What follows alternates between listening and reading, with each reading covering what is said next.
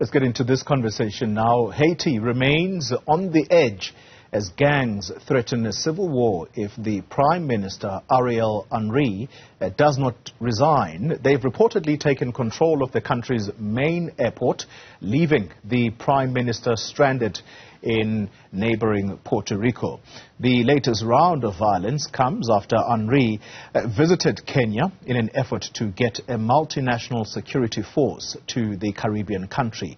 Let's speak now to policy analyst Benji Ndolo, who joins us from Kenya this evening. Mr. Ndolo, good evening to you, and thank you very much for your time. So, based on the latest reports, we understand that the Prime Minister may be stuck for some time in Puerto Rico, and that's because the main airport is somewhat overrun by the gangs who are saying that immediately he lands, he perhaps will throw himself into their hands. What do you understand at this hour?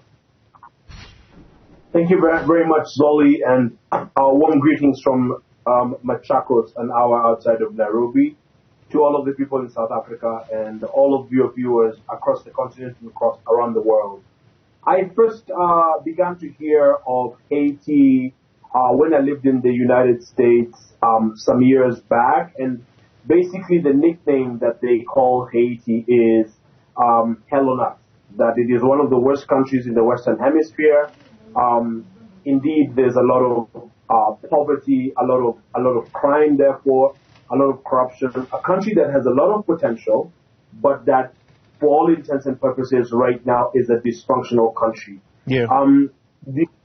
The current Prime Minister Henry, caretaker Prime Minister, has just left Kenya, where a controversial deal on assisting the country of Haiti has been hammered out, undertaken by the United States government, basically to assist this country in law enforcement, in crowd control, in gang activity management, and what have you. Of course, gangs come with such things as the drug trade and the drug menace. And so it comes as no surprise that straight out of his visit from Kenya, this caretaker Prime Minister Henry, that has been accused of being, illegitimate by the people, by the gangs, has run into a situation where he was unable to land in Haiti because the main airport has been seized.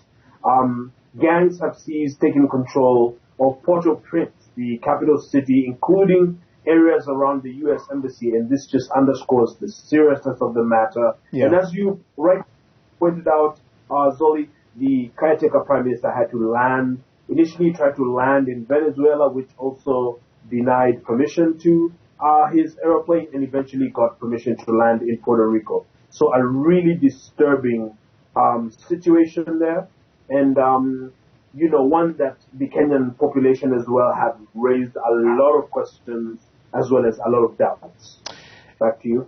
This gang leader, a 46-year-old whose nickname is Barbecue, he was quoted as saying these words in the last few days, and I quote now: "Either Haiti becomes a paradise or hell for all of us. It's out of the question for a small group of rich people living in big hotels to decide the fate of people living in working class neighborhoods." What is it that the gangs are deeply opposed to here? What is it? Is it this particular deal that you have called controversial between Haiti and Kenya? The nature of this deal is such that it is shrouded in quite a bit of secrecy.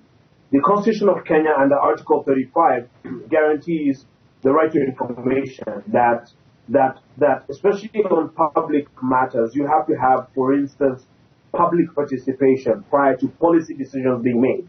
And so, just given the nature of Haiti, a lot of Kenyans are questioning the safety of our own people, our own officers. I mean, are they going to come back in body bags? And so, rather than the government taking the time to explain all this carefully and listen to the different views, there seems to be a predetermined, outcome desired that by hook or crook, Kenyan police officers have to be in Haiti. And so the question that raises is, why Kenya? You know, and this again is on the orchestration of the U.S. government. And so the suspicion here is that there must be a lot of money behind the scenes changing hands. You asked the question about what it is the gangs have against the caretaker prime minister. And the truth is that legitimacy is at the core of this dispute.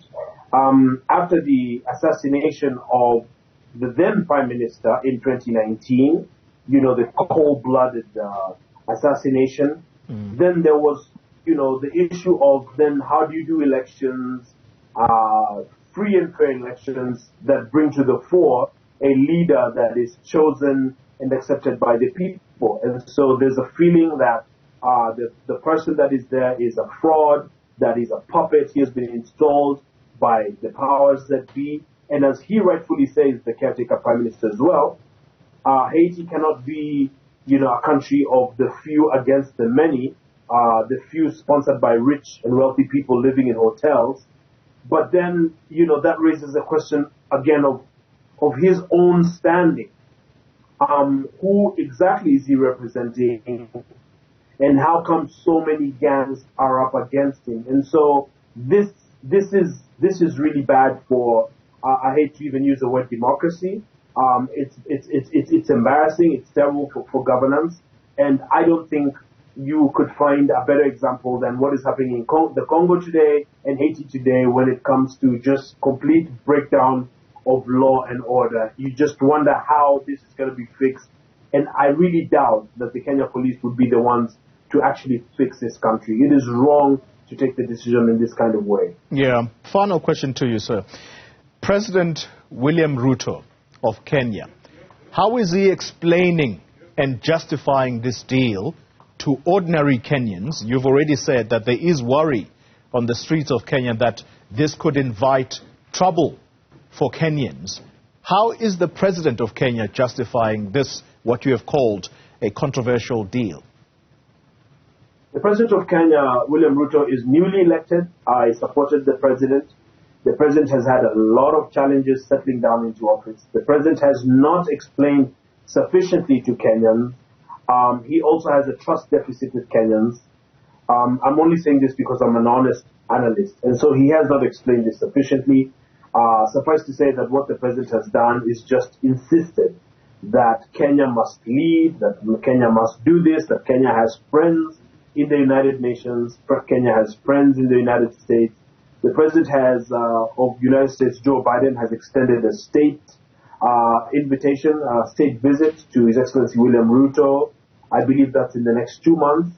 And so the perception here is that there's a lot of special interest around this issue. And again, the president has not explained this to the sufficient satisfaction of the Kenyan people. And so it continues to be a challenge, continues to be riddled with doubts, riddled with suspicion, and that in itself will undermine the legitimacy of the effort, just as the effort is supposed to pop up and supposedly illegitimate caretaker government in Haiti.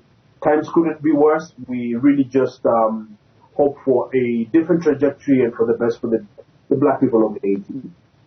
Benji Ndolo, let me thank you very much for your time, a policy analyst who sits in Kenya right now.